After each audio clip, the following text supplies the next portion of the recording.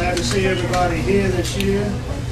This is the 19th annual memorial. It's the 20th memorial since the fire. I had one during the month of June in 1993 while I was in jail. So I didn't attend that one.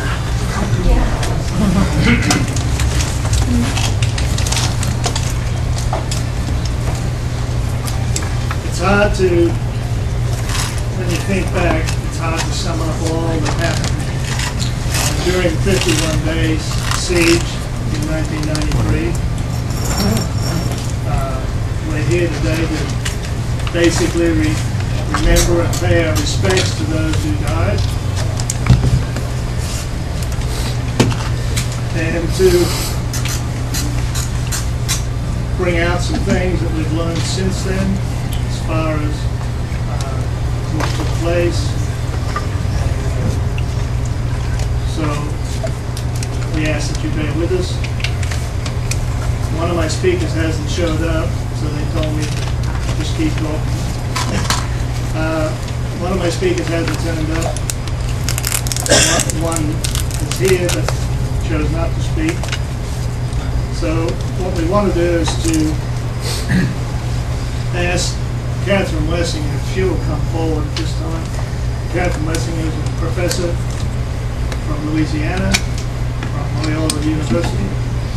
She's been involved over the last few years in writing the history of the survivors.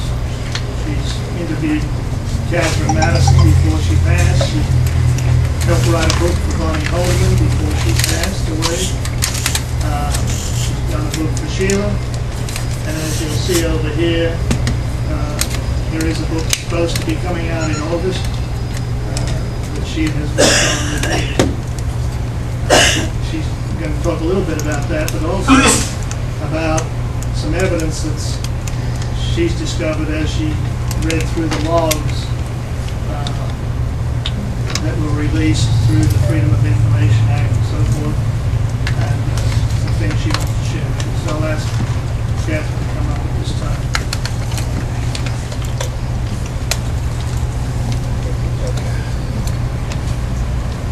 But after we got finished with Clive's book, it's off at the printer right now. Not the printer, it's with the publishers and prepared for the printer. And so I started reading through a log. It's called the FBI event log. And it's a 594-page document. And it's available in the Lee Hancock collection at the archive at Texas State University in San Marcos. And Lee Hancock is a reporter with the Dallas Morning News. And somebody in the FBI was following her, leaking to her a number of very interesting documents. And, okay, I'll try to speak louder. That's not a microphone. Is that a microphone? For us. Pardon? Yes. For us. For them. Yeah. Okay. All right. I'll try to speak as loud as I can. Or maybe I'll come over here. No, go back. Then we won't get it. Yeah. We're recording this, so. All right. Okay. It's the vacuum cleaner and my voice. All right. I'll try to speak as loud as I can. So I spent the last month and a half reading through a 594-page log used by the FBI. It's not intended for public consumption. It was an internal document. What it does is it's a compilation of various logs. So, you know, within the agency, you had the HRT, Hostage Rescue Team, they had their log. The negotiators, they had their log. Back in the Hoover Building in Washington, D.C., you have something called SIOC. That's Strategic Information and Operations Center. All the guys, the FBI agents who were out at, here in Waco on the case in '93, their commanders were reporting constantly back to SIOC. SIOC was directly involved in all the decisions that were being made. And then somewhere, somebody took, within the FBI, took all these various diverse logs and pulled out entries and then put them into a compiled event log, and that's what I've been reading, okay?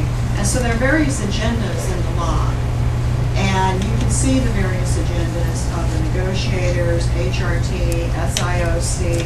So obviously we know there are various agendas in the log, but despite the agendas, and the agendas are interesting to talk about, but you also gain very interesting information that we don't have otherwise. So I thought I'd just share with you some of the things that I learned. Also, I was reading the event log in conjunction with reading a book by the man who was the negotiation coordinator he was a negotiation coordinator from March 1 through March 24th. His name is Gary Messner, and he's got a book that was published in 2010 entitled Stalling for Time. And he also gives some very interesting information on what was going on behind the scenes with the FBI. And you know, those of us who have been concerned about what happened and have studied what happened, it's been very obvious that the actions of the HRT, the tactical actions, were undermining the negotiations. And every time, quite a few children came out early on, but later, when adults started, every time adults would come out, the HRT would do something to punish the Branch Davidians, which would discourage people from coming out. And what Gary Messner reveals in his book is that even the negotiators thought that the negotiations were being undermined. And that's why he got pulled off the case, because by March 25th, they called him back, out of Waco, and they sent somebody else in because he confronted Jeffrey Jamar about the tactics. And then he got a call that night, and they took him off the case. So it's, I don't agree with everything he says in his book about the religion and all that, but nevertheless, there's some interesting information in his chapter, relevant chapter in that book.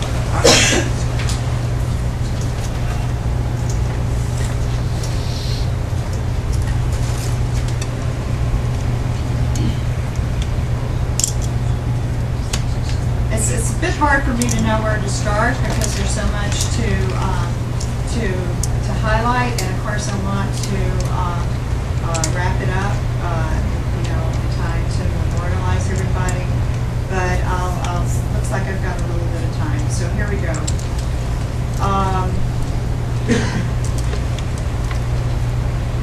Well, I mean, and we're familiar with the events and who came out, but I'm going to start here with March 12th. And March 12th is the day that Kathy Schroeder came out. And then also later that afternoon at 6 p.m., Oliver Piarfritz came out. And then that night, suddenly the electricity got turned off. And interesting thing happened that night. Of course, there were bugs inside. And so one of the bugs picked up David dictating an SOS message to be flashed through one of the windows using a flashlight. And of course the FBI saw that, and then the next night is when they brought in the spotlights. So the spotlights were there to harass the people inside the residence, but also critically, I think, to prevent anyone on the outside seeing the SOS messages. Also, the next day, March 13th, Jeffrey Jamar, the on-scene commander, told the negotiators that they should not make any effort to call in to do any negotiations. So the log reveals that Jamar was directing the negotiations, but he was always in touch with SIOC. They were fully on board with the decisions that were being made. By March 15th, that's when they started using the combat engineering vehicles to push the lumber back behind the building. Clyde in his book talks about how they pushed it up in a big pile, and that looked ominous to the people inside. March 16th is kind of interesting. On March 16th, Mike Panera, the lead guitarist of Iron Butterfly, called the FBI. And he recommended that the agents use the loudspeakers to play Inagata Davida over and over again at the Branch Davidians to drive them out of the residence. He said it worked during the Vietnam War, and he said that he even offered to bring Iron Butterfly to Mount Carmel and they would play it in person. So that's the first mention of the using the irritating high decibel sounds as a kind of psychological warfare. It comes from Mike Panera of Iron Butterfly. But also on that day, a special agent in charge arrived from El Paso by the name of Dick Schwein, and he took over the evening shift. You know, Jamar had the day shift, Schwein had the evening shift, and he was very much responsible for implementing the high decibel sounds through the night, but again with approval from SIOC. On March 17th, SIOC ordered negotiators to take a hardline approach. They basically, what they meant by that was set a deadline, say have 10 people out by 1 p.m. The buses were there. If they didn't come out, something will be destroyed. And so that, you know, all the destruction that we saw during the siege, a lot of that was in response to setting that deadline and people not coming out. But, they got that order from SIOC at 9:35 a.m. in the morning, but at 10:15 a.m. the negotiation team enters this log, and it says, I'm quoting, Koresh has set up the situation and is trying to fulfill a prophecy in which he dies. And then it mentions a psychiatrist by name, and it says this psychiatrist say this idea over national media. And then a particular negotiator was tasked with calling the psychiatrist so he would say that idea over national media. So that's the first entry in the log about that I see of manipulating the national media. March 18th, they started removing the fuel tanks. Clive talks about that in his book.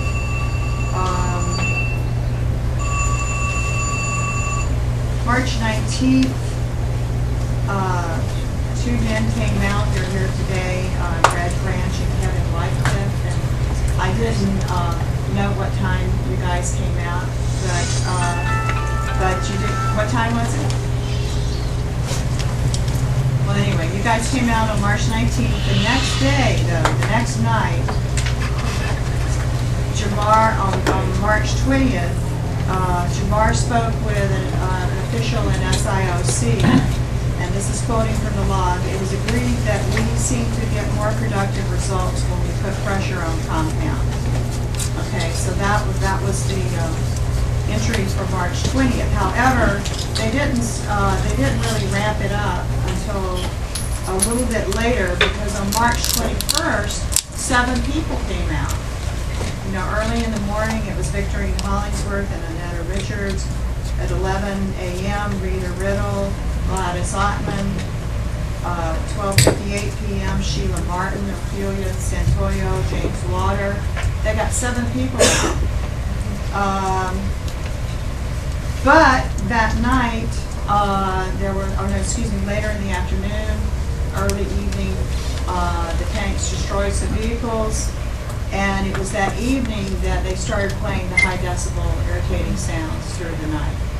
Okay, so a very successful day getting people out, and then they ramped up the psychological warfare.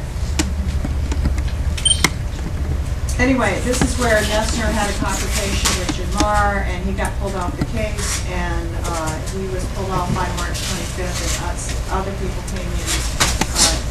Somebody else came in as negotiation coordinator, but if the negotiation coordinator was not Byron Sage, but he was still playing a pretty significant role.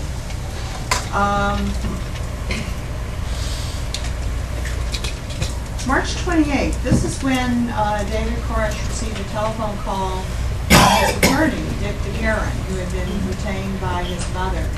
And then that was followed on March 29th, March 30th, March 31, April 1. Dick DeGuerin came to Mount Carmel, went inside numerous times, spent many hours inside talking to people.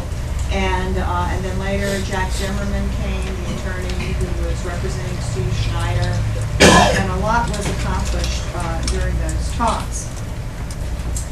But interestingly, let's see, on April 6th, there's an interesting entry because the guy who was the head of the negotiation unit based at Hondico called SIOC, and this is what the log said. He called to request any update on any possible contingency plans to deal with Koresh should he fail to leave the compound at the end of his Holy Week. And then it goes on to say, he was told that no definitive plans had been agreed upon. Furthermore, no deadlines had been set.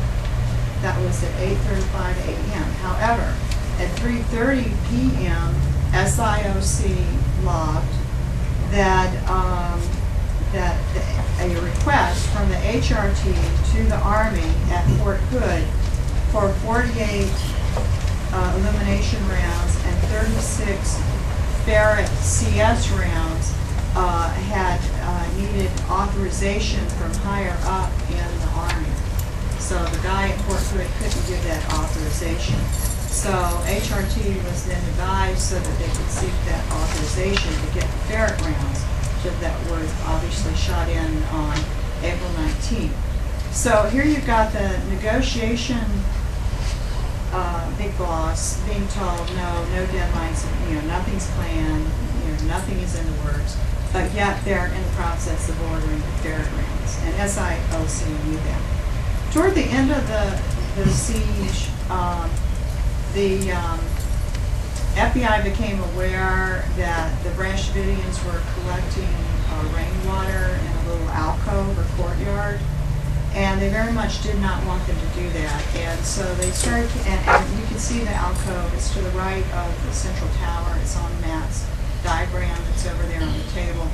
And so when people would go out to where they were collecting water, FBI HRT guys would start throwing in flashbang grenades. And this happened a lot. So it happened for the first time apparently on April 7th. 2 flashbangs thrown at people or fired at people in the courtyard. April 9th is very interesting because that was Good Friday.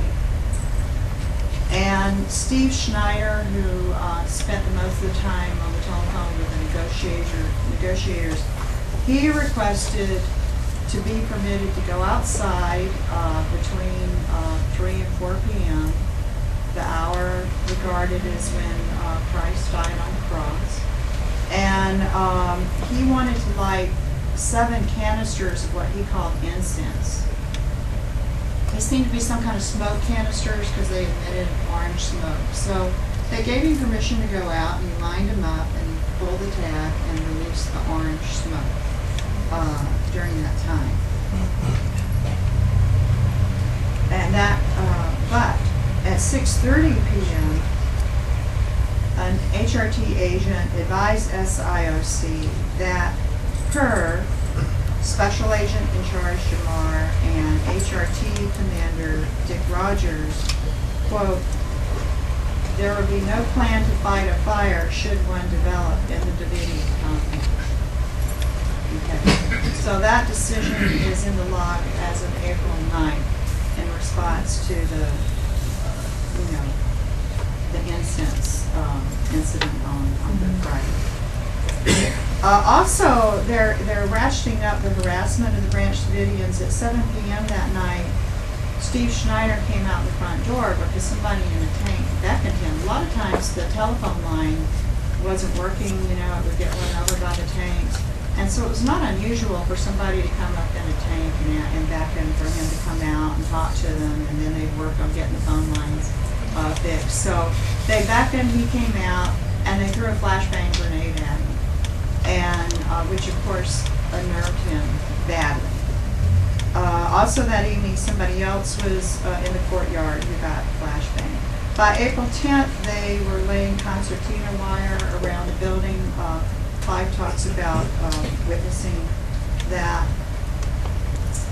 Also on April 10th, the negotiators start asking questions about the pregnant women and the children inside. And so they wanted to know the due dates of the pregnant women, and Steve told them. And I'll mention that again in just a minute. On April 14th, this is the end, Passover ended April 13th. So April 14th, David wrote his letter saying that he would write his manuscript, his little book on the seven seals, and then they would come out. He was going to give the manuscript to Dick Daguerre, his attorney, and who would then give it to two Bible scholars, Dr. James Taylor and Dr. Phil Arnold, and then they were coming out. And he, so at beginning at 10:21 a.m., Dick Daguerre spoke with Steve by the phone, and apparently he read the letter to them. And so by 12:50 p.m., Byron Sage, the negotiator, reported this new development to SIOC about the plan, writing the book and then coming out. By that afternoon, Steve and Judy Schneider were starting to request typewriter supplies, and because they had an electric, battery-operated word processor that they were trying to use, because they didn't have electricity, because the electricity was turned on. I think it's kind of heartwarming but poignant that by that afternoon, Neil Vega apparently was very excited about the prospect of coming out. So he started hanging out banners outside the windows, little friendly banners. He goes, 3 banners: read Proverbs 1, 2, 3, 4. We come to love, not war. Another banner: let's have a beer when this is over. And the 3rd banner: my name is Neil Vega, I'm from Hawaii. Okay, so a series of 3. And then about 30 minutes later, he hung out 3 more banners. He goes, media and FBI don't know the truth. You can't accept the truth. We could still have a few beers together. That's one banner. The next one is, I'm an American, I love America, but BAT, I killed my family and friends. So SIOC at this point knows that David has a plan to write his book and come out. But the log at 6:11 p.m., SIOC called an HRTV agent at Waco and asked him to prepare a notification list should assault take place. Anyway, I'll clarify that in a minute. Also, though, at 6:45 p.m., Greg Summers brought out a packet to give to the HRT guys in one of the tanks. And David had signed his contract with his attorney, so it's a retainer contract with the attorney. So I think that's a clear sign that he was planning on coming out, because he signed the contract, and that was the first step. He also at that time sent the letter that had been read to them previously about writing his little book. Also, later that evening, though, SIOC called back the agent at the Waco command post and gave further details about what do they mean by notification list. And basically, he was told to list people in a timeline format relevant to who should be contacted prior to, during, and after assault plan is initiated. So it's a list of people in the government who should be notified. April 15th, negotiations logged an entry called health concerns about the 2 pregnant women, and that Nicole Gift was 5 months pregnant, and Aisha Garfus was due in May. That's what they logged. Somebody else was flashbang.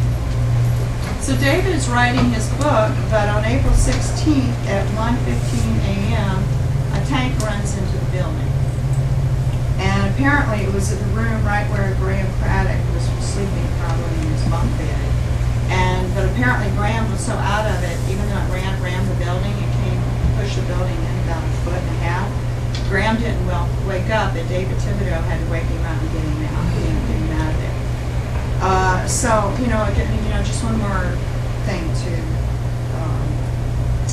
disrupt the plan to come out. Steve and Judy are still asking for typewriter supplies. April 17th, that's when the Janet Reno, they got the approval from Attorney General Janet Reno for the assault on April 19th. They had the meeting with her starting at 5 p.m. By 7 p.m., the log shows that the plan was approved. Then that evening, an official in SIOC called the HRT commanders, Dick Rogers, and he read the rules of engagement to Dick Rogers. The rules of engagement are not in the log. But what is in the log, he also read to Dick Rogers a document entitled Stipulations with Regards to the Use of CS, which is very interesting. And I'm summarizing here. Number 1, if during insertion is subject say we must back off, or will harm the children, we back off and continue to negotiate. Number 2, if the subject is viewed threatening children, if there is a clear shot, the subject will be shot. Number 3, if subjects are threatening the children but cannot be seen, we back off. Number 4, be sure that all who leave the compound following insertion of CS are interviewed concerning the location and condition of the children. Number 5, the mere presence of a child in the door or opening does not stop insertion of CS. And number 6, and this time I'm quoting from the log, it says, if mass suicides are indicated, proceed with emergency rescue plan is briefed. The welfare of the children is paramount in this operation. So a little bit later, another official called and read the same documents to Special Agent in Charge, Jeffrey Jamar. So Jamar and Dick Rogers were both clear on these instructions. April 18th, they removed the remaining vehicles from the front of the building. They complete the installation of concertina wire. They talk about having a funnel there at the driveway. Clyde, when he escaped from the chapel side, ran into the concertina wire and then he came out the funnel. Steve and Judy are still asking for, they were asking for a cassette typewriter ribbon for this electric word processor. They were also asking for batteries, but they were told that the commander would not allow them to receive batteries at this time.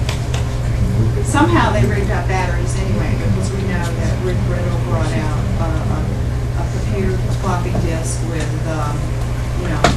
David's first seal, which is an incomplete manuscript of the first seal.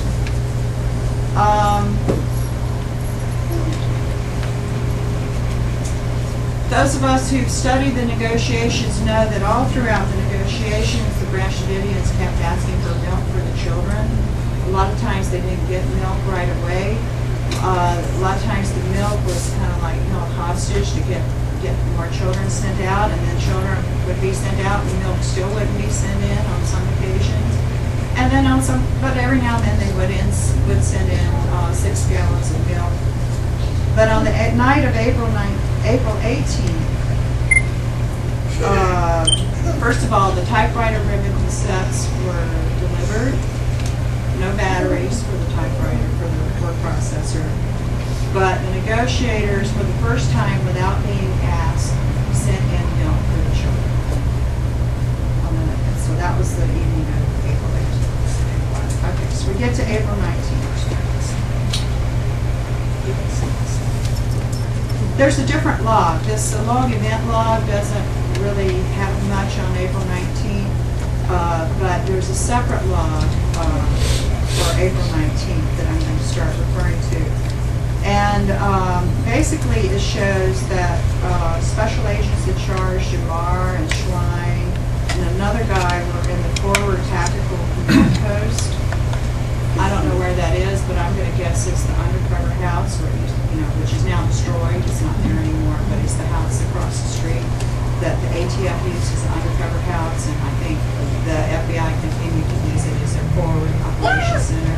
So that's where they were. Then there was a rear tactical command post where Dick Rogers was located. His call number was HRT1. So I think we can presume that was Dick Rogers. I don't know where the RTOC, the Rear Tactical Operating System, was, but I think a good guess is the guard in the back that was behind the building. Then Special Agent in Charge Bob Wicks, who'd been handling the press briefings, he remained at the command center, which was over at the Texas State Technical College. But now, on April 19th, it's called OSC, Operations Support Center. So that's where he's located. So I'm going to just mention a few things from the April 19th log.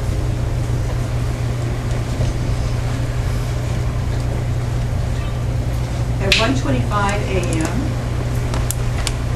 a physician, a pediatric burn specialist, from the Galveston Burn Clinic called and talked to an agent and offered his assistance if needed. Just out of the blue in this log. So, it's not hard to imagine that he was returning somebody's call, but, we don't know. The log is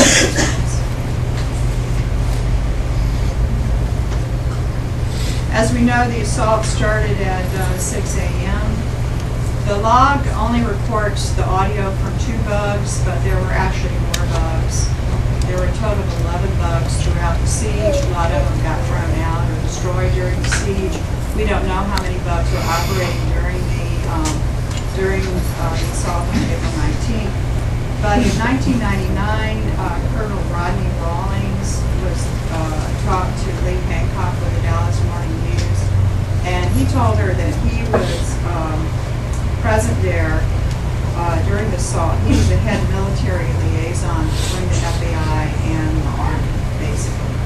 And he said he and the FBI agents were listening to the surveillance devices in real time, audio from the surveillance devices in real time. And he said that they were using the audio from the bugs to direct the tanks where to go. And he also told her that they could hear the children and the mothers inside the concrete vault at the base of the central tower, in whose words, crying, talking, and praying. Okay. So we can assume there were more bugs that they were listening to than what they reported in the log. All right. So here's what the log, just a few things from the log. At 8:25 a.m., SIOC requested that a remote camera be placed on the tank boom to look inside rooms for subjects before the building was torn down. That's what the log says. There was a lot of things going on, and I'm not going to recount everything, but, Clive in his book, he talks about how at one point he decided he wanted to get a bottle of water that he had left in his room. And the log reports that about 10:15 a.m., a man is seen through one of the front windows with a gas mask on, looking around for something in one of the rooms. And then he picks up something solid and then leaves. Okay, so I think they saw a fly. But moving ahead here, 11:55 a.m., HRT1, that's Dick Rogers, advised the SAC and the OSC, that would be Bob Ricks at the command center, quote, that foodstuffs at base of tower gassed, occupants fled moments before. And then Ricks at the OSC says he advised HRT1 to order the clearing of the area on the front area so they can exit quickly safely. Then, of course, the SIOC logged at 12:11 p.m. that the fire, it says, quote, fire started at compound, appears to have been started by them. Excuse me, let me start over again. Fire started at compound, appears to have started by them having torched it. That's a quote. 12:13 p.m., there was RTOC logs. Fire department assistance requested. 12:13 p.m., RTOC records HRT1 radioing to OSC operation over there, command center. They're torching the place. At 12:20 p.m., SIOC log. The interesting thing about this log is that it's very clear that SIOC, this command center in the Hoover Building in Washington, D.C., they were listening to the bugs, they were watching the video, they were listening to all the communications between the agents there. They were listening to all of that in real time. When they even knew when Graham went out to signal that the telephone line had been cut by the tank, and they named him. They got Graham outside trying to fix telephone line. So the SIOC knew what was going on in real time. So at 12:20 p.m., SIOC logs 5 people coming out in all directions. 12:24 p.m., RTOC logs. Try to determine where the children are. That's command from HRT1. 12:34 p.m., SIOC logs. Fire trucks arrive and going right into combat. 12:35 p.m., RTOC log. HRT1 says, get any fire units up now. 12:36 p.m., SIOC logs. 5 burned and a lot more out. Front white side windows, the white is the front side. Observed individuals lighting fires. People clearly seen lighting fires by FBI personnel and forward TOC, seen with binoculars. In Clyde's book, he talks about how the government tried to make that argument during the criminal trial, and it was just proved to be totally false. But anyway, they're logging that at 12:36 p.m. 12:41 p.m., RTOC logs. Fire engines pulling up now. 12:59 p.m., RTOC logs. Children may be in pit area by theory tests. And then skipping ahead to 10:30 p.m., the log says, ATF assumes investigative responsibility. ATF established crime scene perimeters and assumed investigative responsibility on the site. Kathy, in any of the logs, did they mention the Delta Force at all? Oh, no, of course not. They're the ones that planted the sound. We can, I suggest obviously we know what we log is, doesn't match with what other things that we learn and various, but let's move on to the memorial part and we can have discussion later.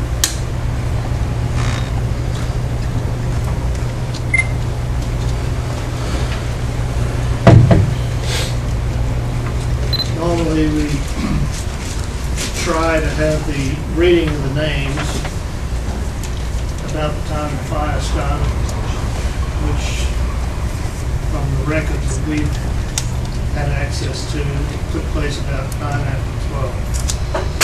So before we do anything else, I think we will go ahead and remember those that died there at Mount Carmel.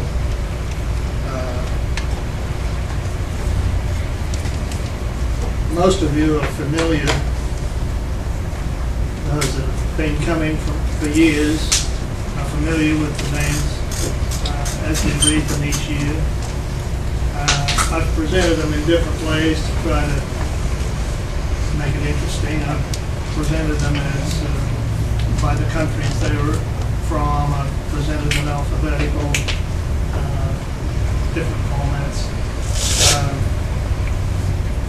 A lot of times we forget, as Kathy mentioned in her talk, the horror of the ones that came out, the horror of the ones that died at Mount Carmel has been with us all this time. What most people don't remember or perhaps think less of is all the ones that came out during the negotiations. There was something like 35 or so people that came out as a result of the negotiations. And we want to remember them too today. And so I'm going to begin with those that died on February 28th. We don't have a special memorial each year on February 28th, but that's when it all started with the shootout by the ATF. Those who died February 28th, Winston Blake from England, he was 28. Peter Gent, age 24, from Australia. Peter Hipsman, an American citizen, he was 28. Perry Jones, who was 64, an American citizen. Michael Schroeder, 29. He's the one that was actually shot later on in the afternoon as he tried to get back into the property and was left laying in the creek bed for several days before the body was recovered. And J. Dean Wendell, who was 34, an American citizen from Hawaii. There are also 4 DATF agents that died on February 28th.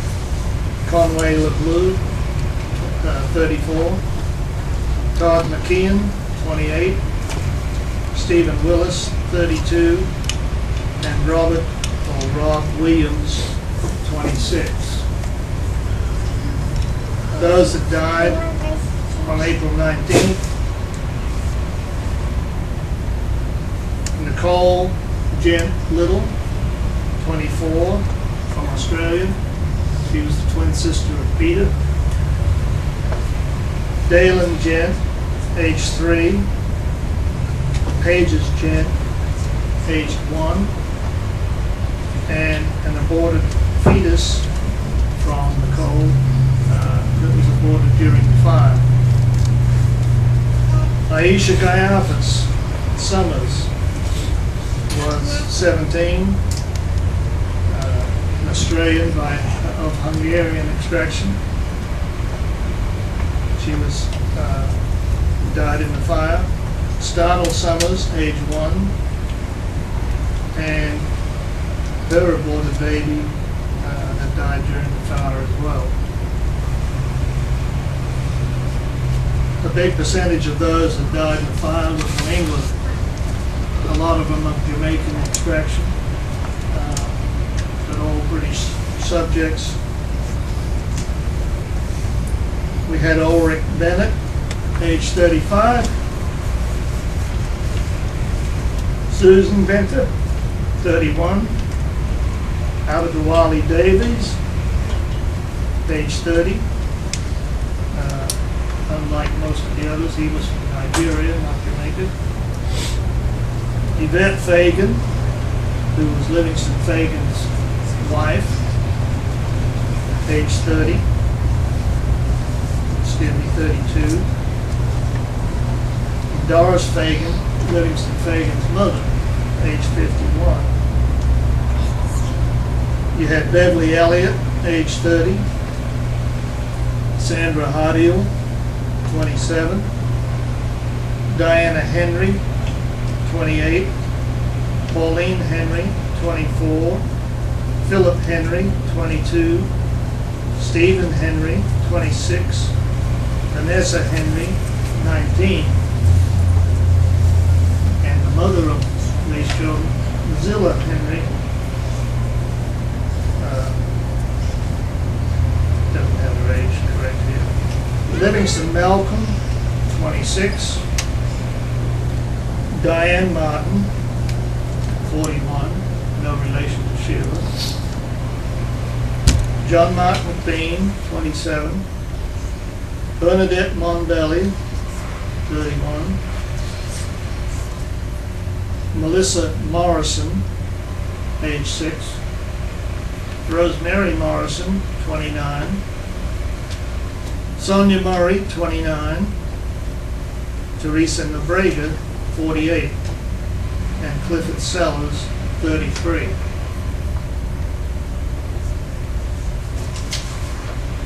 Of all of those, Cliff Sellers was the only white subject from England. All of the rest were black. Like I said, most of them from England. Canadians who died April 19th. Raymond Friesen, 76. He was an American citizen but was born in Canada. And Novelette Sinclair Hipsman, 36. You also had Pablo Cohen, who was originally from Argentina but was discovered, met by David in Israel. So he was an Israeli citizen. And Rebecca Sapir, who was a Samoan of New Zealand nationality. You have Catherine Andrade, age 24, Argentinian background, but an American citizen. You have a daughter, Chanel Andrade, age 1, and you have a sister, Jennifer Andrade, 19. You have Mary Jean Vorst, 49.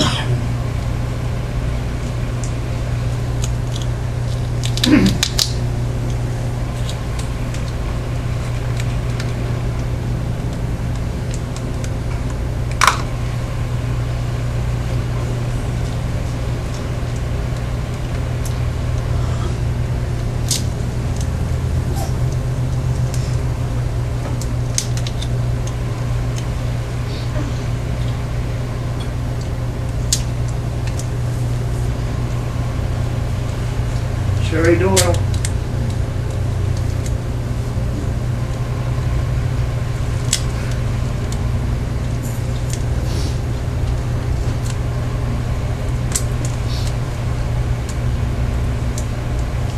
Age 18.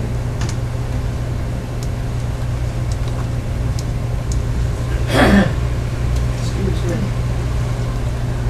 Lisa Marie Farris, 24. Floyd Houtman, 61. Sherry Jewell, 43. David M. Jones, 38. Rachel Koresh, 24. Cyrus Hal Koresh, age 8. Star Hal Koresh, age 6. And Bobby Lane Koresh, age 2. Jeffrey Little, 32. Anita Marie Martin, 18. Douglas Wayne Martin, 42. Lisa Marie Martin, 13. Sheila Renee Martin, 15. And Wayne Martin, 20. Juliet Santoyo, age 30. Crystal Barrios, age 3. Isaiah Taco Barrios, age 4. Joseph Martinez, age 8.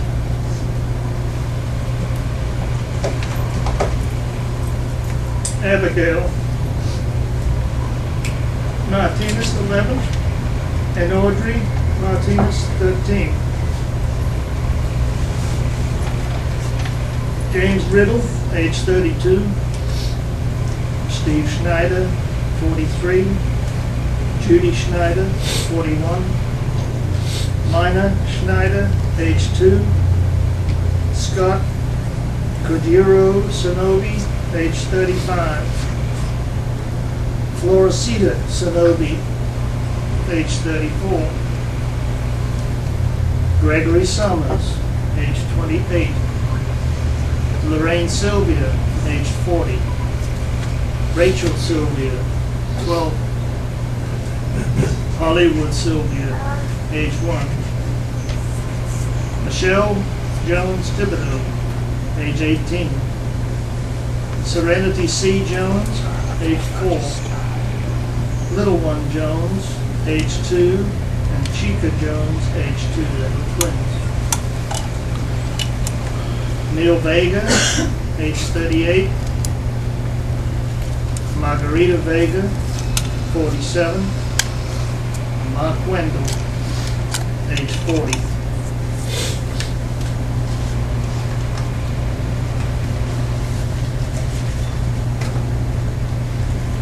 I want to read the names of those that were survivors at this point, which we don't always do.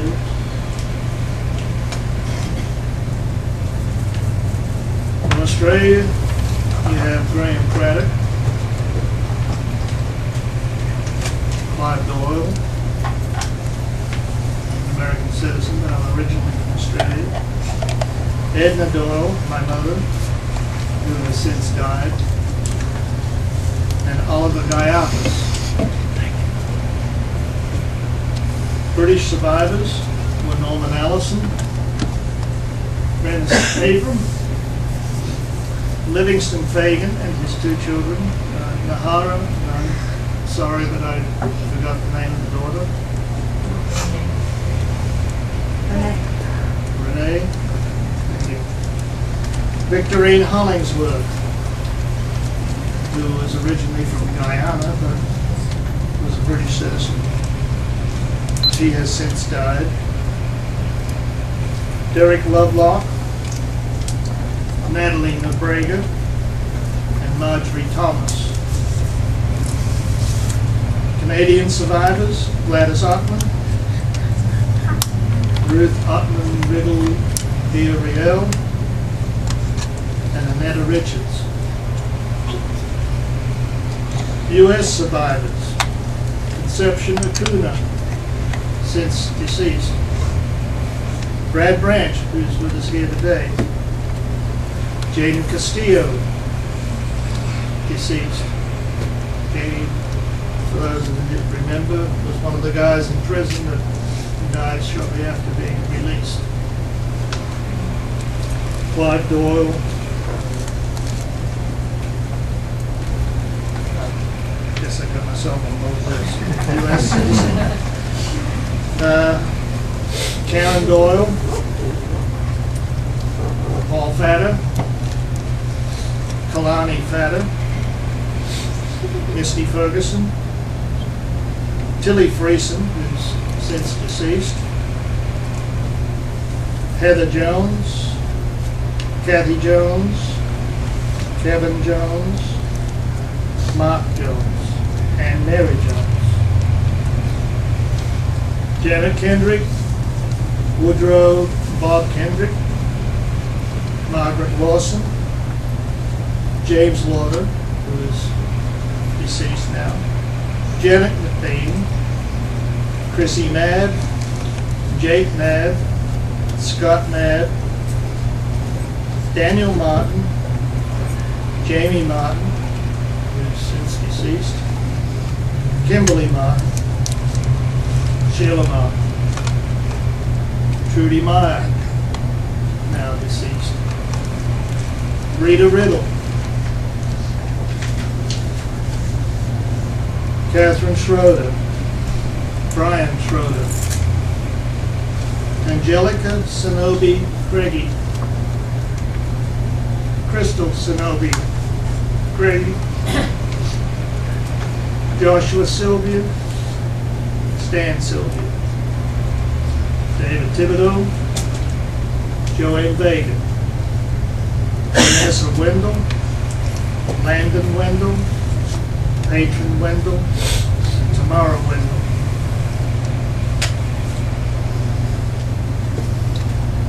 There's one other name I want to bring to you. He was not around at Mount Carmel at the time of the siege or after the siege per se. But he was a young guy that came down from New Bedford with Floyd Houghton and Stan Sylvia way back at the beginning of David's message. His name was Victor Barretto.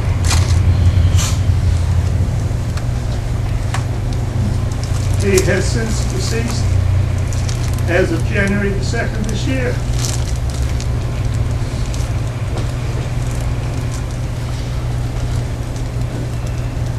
The book of Isaiah, chapter 57, verses 1 and 2 says, "The righteous perisheth, and no man layeth it to heart. And merciful men are taken away, none considering that the righteous is taken away from the evil to come. He shall enter into peace, they shall rest in their beds, each one walking in his uprightness." From the book of Psalms, chapter 12, verse 1 and 7, "Help, Lord, for the godly man ceaseth, for the faithful fail from among the children of men. Thou shalt keep them, O Lord, thou shalt preserve them from this generation forever." At this time, we have with us Connie Hildebrecht from Kansas. She has a song that she's going to share with us. And when she gets through, I'll announce what the next plans are. So you know what's going on for the rest of the day.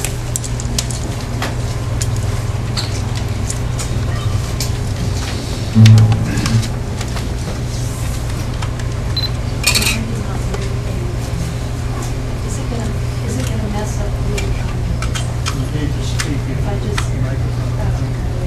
Computer should be up there around the mic to get the music I out. didn't write out. What did you say? We'll get her set up. Okay. Let me grab this. If I can get this. Awesome. That's exactly what I think. Thank you very much. Just right behind you. Yeah. Either that or to the side, it really doesn't matter.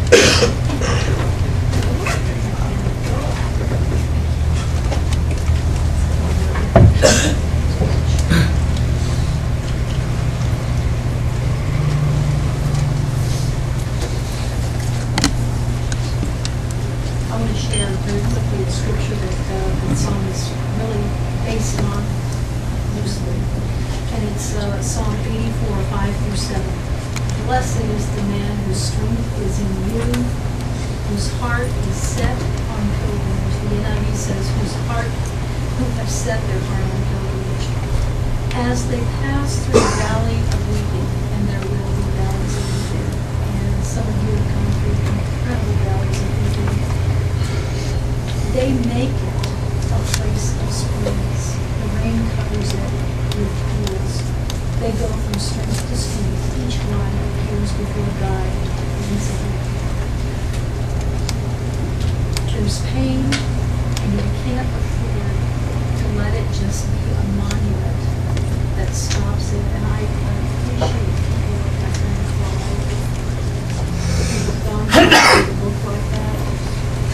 And making it, rather than just making it a monument.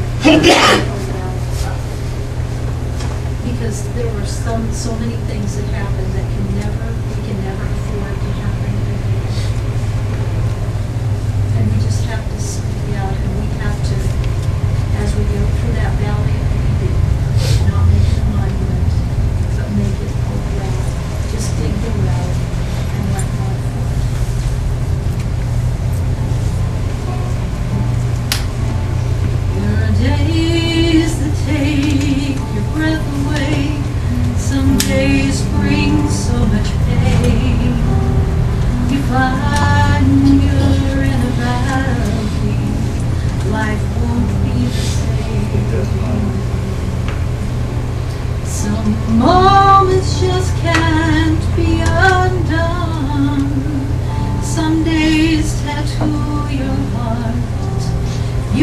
stop there as a monument or find the strength to make a start. But this is grief too deep to waste, too painful not to tell, too great to build a monument. You've gotta build a well.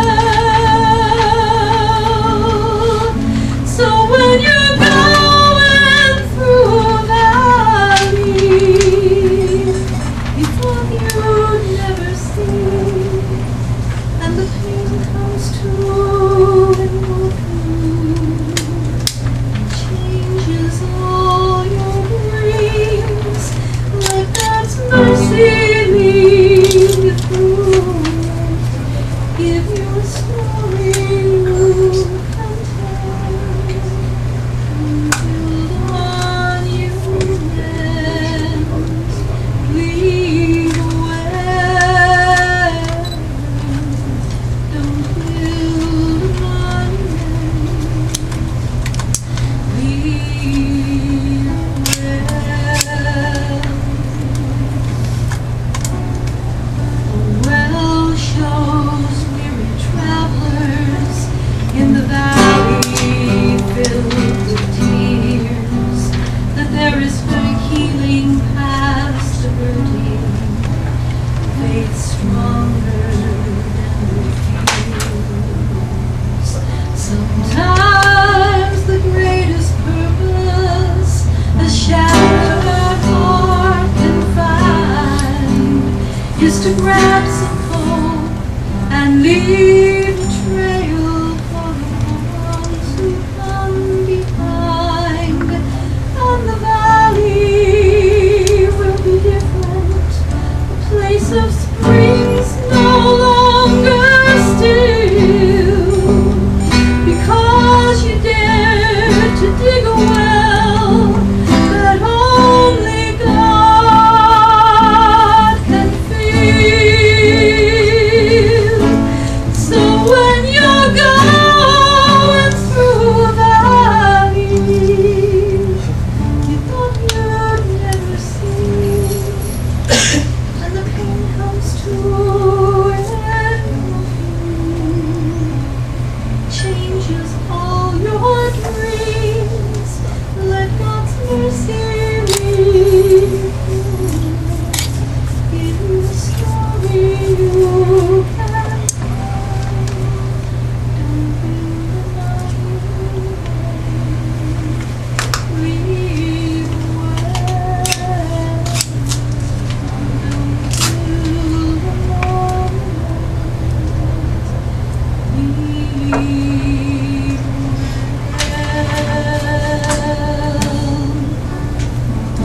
A monument is lifeless proof of what men's hands can do.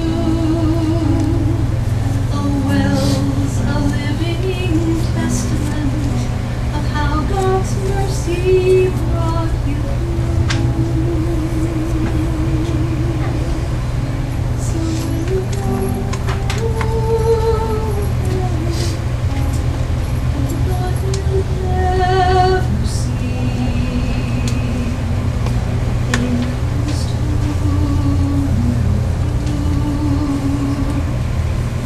changes all your dreams, let God's mercy lead you. Give you a story you can tell.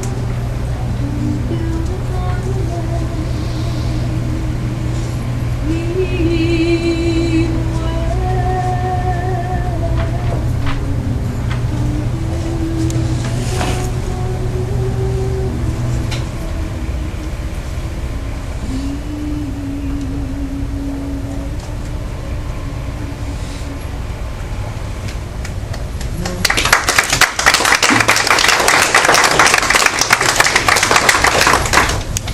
After the meeting, I brought copies of the lyrics. If anyone would like it, feel free to take it.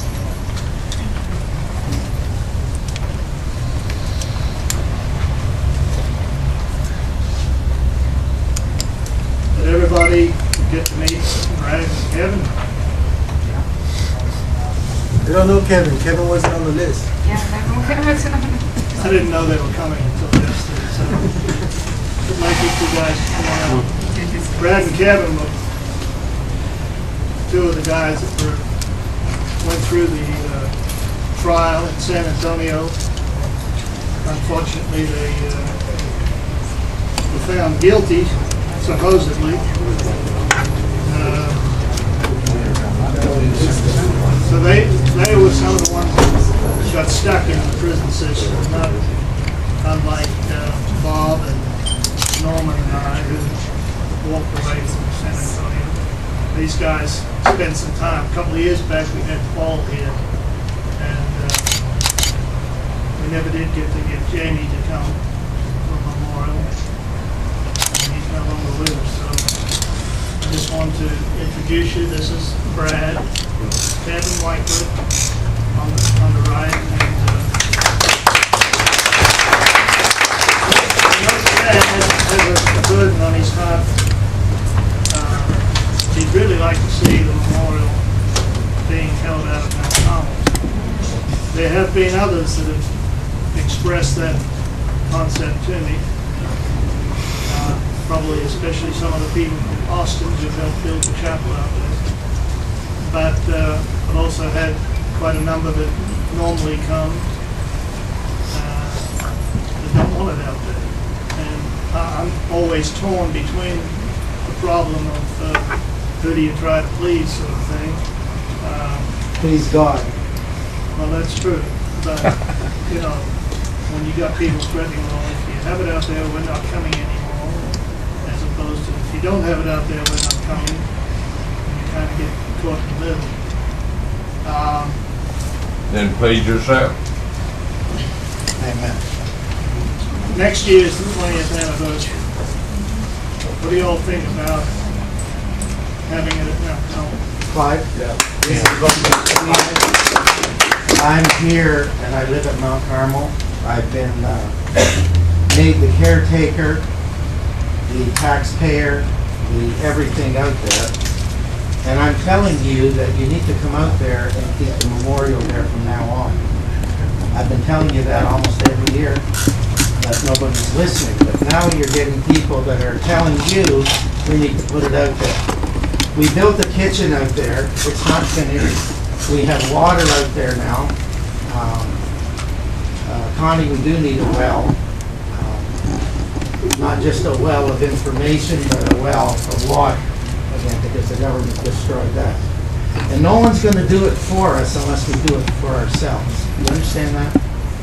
And I believe we all need to get together because we're all a part of this tapestry that God, the Holy Spirit's weaving. And we need to remember that. We need to respect one another. We need to respect one another's opinions. But we also need to respect God. And God put us out there, Clive. I'm living there now. I feel like y'all abandoned it. I don't know why. The mother's grave needs attention. Is this just a vote for the 20th? No, this is forever. No, this vote, right, today. Is this for next year only? Tommy, Well, we need to address. I want people to go out there and be welcome there, okay? I've experienced it as well. Is this a vote for next year? We don't have any immediate plans. Charlie, you did lead a protest against this I would group like more of a at presence Mount of the Cornell memorial about and the the remembrance 73rd of those that anniversary. died. So there's We all have our opinions. opinions. Remember where they are laying. I think that's the best point. Just saying. Pardon me? Where they were trespassed in 1993. That's where we should have a memorial. Amen. I Amen. agree. And I'm There's saying no- you're all there's- welcome to come there and There keep doesn't it. seem to be any argument that the church Good to know. owns the property. So the church will decide, you know, where and when things are done. We don't have any immediate plans at this time. Will you lead the memorial? Of course, plans to be involved. If I'm still around. Amen. God willing. Yeah. Jeff, were you wanting to say something before we break for lunch? I think I will. I would like to say one thing. Kevin is a surviving. Yes. believe No, I it. didn't make it on your list. We just want to make it known that, yes, we still do didn't mention believe you. what David. We got I choked up thought that was on okay. What about Bonnie Holden? We just want to make known that we still believe all the beliefs that David Koresh held, and that we have more beliefs, that we believe that faith continues. And if anyone would like to get in touch with us, you can do that. We're at www.sevenseals.com. You can read our message. You can contact us anytime. I'm kind of hungry, that's what I'm doing. Yeah, I know you're all waiting to get to the food. Too much coffee. But a few months ago, We've come a long way. We drove in from San Antonio. a few months ago, Ron and I had gone to Thailand, and we discovered the fact that Bonnie's grave wasn't even marked. There was no indication of where she had buried at all. And we went to the family, Bonnie's family, and found out that basically none of them except her was interested in putting a marker on Bonnie's grave. And so we put out a letter asking if anybody was interested in contributing to donate toward that deal. So we went out and we paid for the marker. It was put in, what was it, February? Ron and I have been up there once to make sure that, they put it in. And the plan today was, there was quite a few people that wanted to go look at that. Bonnie's buried there, David's buried there. So we decided at 3 o'clock this afternoon, we would take a contingent of people up there, however many vehicles it takes for those that want to go. We know it's not in everybody's, maybe in their plans or whatever, they may have other things they want to do. It's going to be a 2.5 hour trip each way, so take that into consideration. If you'd like to go see it, you will. We'll get to eat in just a second, but I'll let Jeff make an announcement. For a couple more minutes, okay?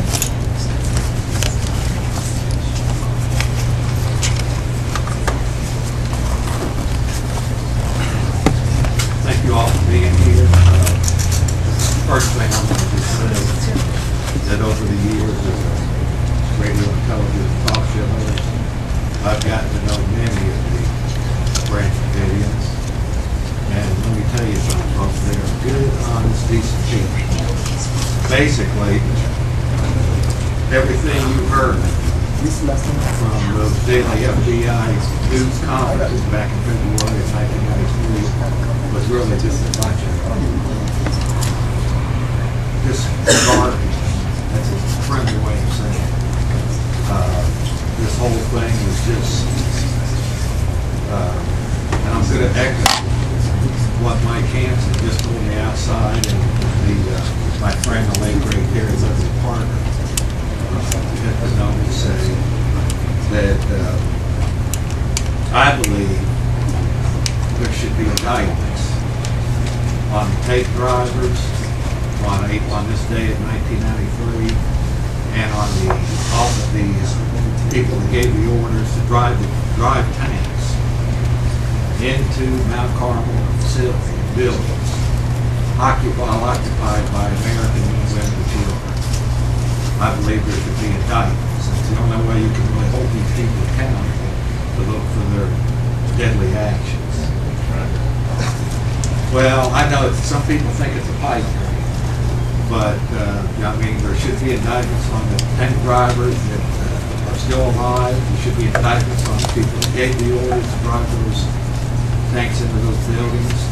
And one of the court proceedings, one of the tank drivers actually stated in court, this was an AP story, actually stated in courtroom testimony, that he was given orders to drive tanks into buildings occupied by American women and children.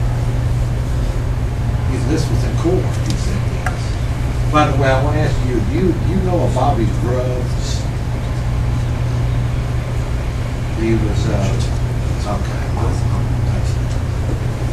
so that's basically all I got to say. Like I said, I know many of the Branch Davidians. I love them. They're great people. And unfortunately, unless we all start holding these people accountable, government agents accountable for their actions, then I'm afraid there's probably going to be more wake-ups down the road. So anyway, we love you, Clive. And I put in a vote to have it next Memorial.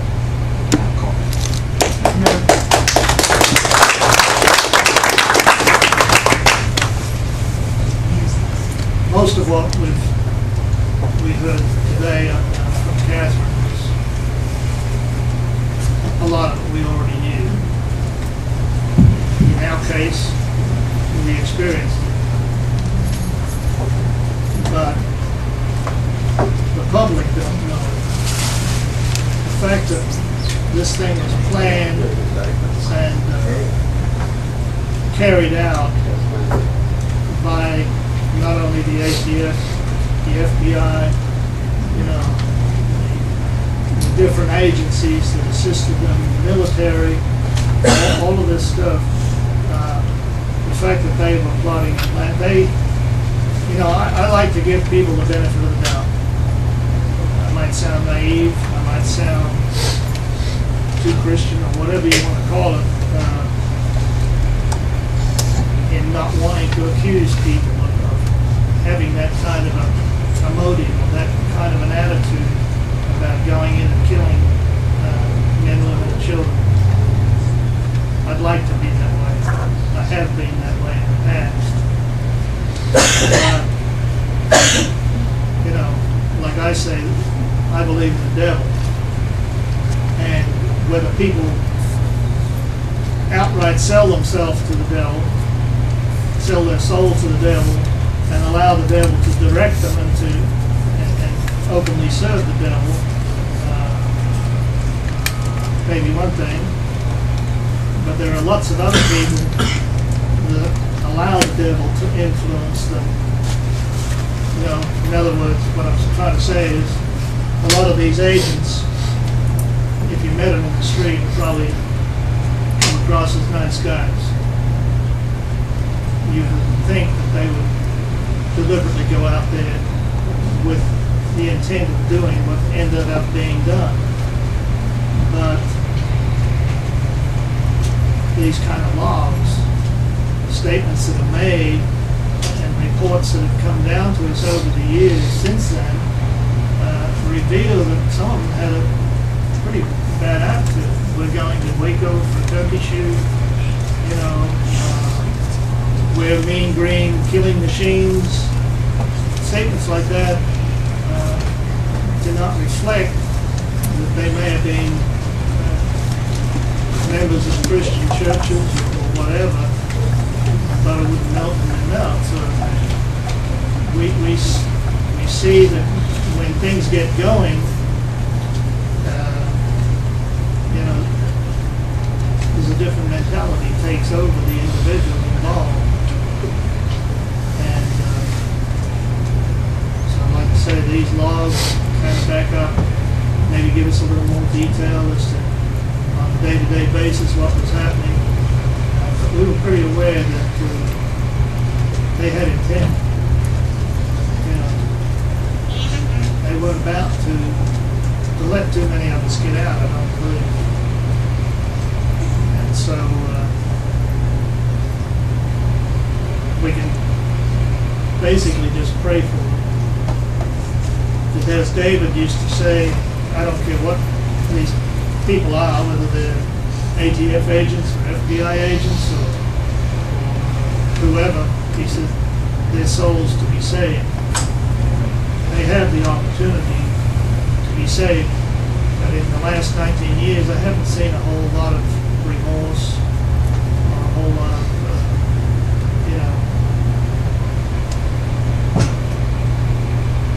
sorrow for what they did, or certainly, as Jeff says, these people ought to be indicted. We tried that in a civil case. And for those of you that have been coming on a regular basis, you know that the judge, the federal judge that we had in the case was the same judge we had in the criminal case in San Antonio. And so we named everybody from Janet Armino down to, you know, the guy that swept the sidewalk practically in the case, and the judge let them all off. You could not name any agent, any officer, any law enforcement agency in the case, and he dismissed it all. So I'd say we've tried that, been there and done that, and if you've got a corrupt system or you've got a corrupt judge, you don't get to square one, unfortunately. Looks like there is no statute of limitations on mass murder. That can be a county indictment. Can I have 1 minute? Can I have 1 minute Sure. to conclude? I got a long minute, my box. Real full. I'm Randall from Truth Seekers in Austin, and along with Mike Hansen and the whole crew come up here, and we try to do this every year. And I'm appealing to people to let's really remember the 20th. And I really believe if there would have been dogs or horses or anything else other than human beings there, we would have all kind of uprisings, people marching in the street, and yet there were humans, lovely people, those that remain I've met. And this was all over a $200 fine, and yet we know that they practiced for almost a year at Fort Hood. And we know also that Bill Clinton, a president-to-be, toured the power plant out there. Now wait a minute. There was a Hellfire missile missing from Fort Hood that came back. And ever since then, there's been an escalation of tyranny. And I think we need to remember it next year and make it a national effort. And ask them, and a byline of next year's memorial should be step forward. Asking those people that did wrong to step forward and take their commands. Thank you.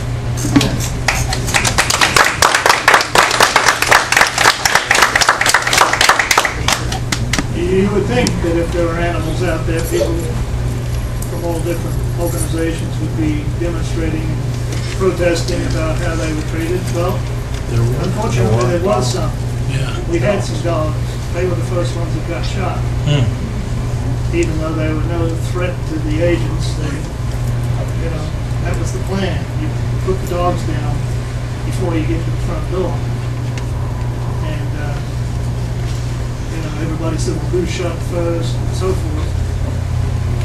Out of the agent's own mouth, their own testimony was, we heard shots at the front door, and we figured they were taking care of the dogs. So we knew that was in the plan. If all the other agents in different areas thought that was what was being carried out, then that was part of the initial raid planning. According to the practice at Fort Hood, they were going to have us all laying on the floor in like 2 minutes flat, all handcuffed. 130 or so of us. It's a little known fact, but that mock-up that they trained on at Fort Hood, a lot of that is covering up the fact that the Delta Force was solely involved in the beginning. That mock-up was built at Camp McCall in Fort Bragg, and this is common knowledge that they said amongst people in that area in Fort Bragg. I grew up there. I lived there. I know the guy who taught the ATF. That mock-up was built at Fort Bragg on Camp McCall. The Delta Force trained on it privately. There was no ATF there. They trained on it as a team privately, getting all their tactics down. And when they got it all down, they chose one guy. They disassembled that mock-up, they sent it to Killeen to Fort Hood along with that guy, and then he was to oversee, as an advisor, these ATF guys. But the Army was involved long before the ATF got involved. So that, a lot of people, they're not aware of that. And I think, I found out, when I found out about it, because I knew the guy, I kept my mouth shut for 5 years because of fear of what would happen if it got out. I knew. And it was at the 2002 memorial, there was another gentleman here who had access to the command tent. He said one of his grandchildren was inside Mount Carmel. And he made the statement that he overheard a radio communication in there, and it said that we've got Koresh in our sights. We can extract them or we can take them out. What do you want us to do? And they told him, stand down, stand down. We've got another plan. That was on the morning of the 19th, which meant they were in a tunnel somewhere in sight with the capacity to go in wherever David was and take him and extract him or kill him on sight. So that wasn't ATF. Those guys, I mean, they might have been trained, but they didn't have that kind of training. Okay. Those of you that have been patient, smell the food or see the food and like to get at it, we're going to let that be the next deal on the agenda. Eating together, fellowship together, mingle and shake hands with each other. A lot of these people here know each other. They've been coming regularly. We appreciate that. Some of you are new, so introduce yourselves and keep well. Let's stand and we'll have a blessing. Like I say, if anybody's interested, go to Tyler, see me. We'll take whatever number of vehicles it takes to get people up there and meet the Lord. Alrighty? Let's bow our heads. Father in heaven, we thank Thee for this opportunity to fellowship together, to meet together on this solemn memorial, this remembrance day of a terrible tragedy, terrible event. Pray, dear Father, the deaths of these people will not have been in vain, that through the message going out, multitudes can be saved, multitudes can be born, and hopefully end up in Thy kingdom. We pray that You'll bless the hands that have worked on preparing this food, supplying it. Pray that You'll bless those that participate in this meal, and they eat to Thy glory. And we always remember those that are less fortunate.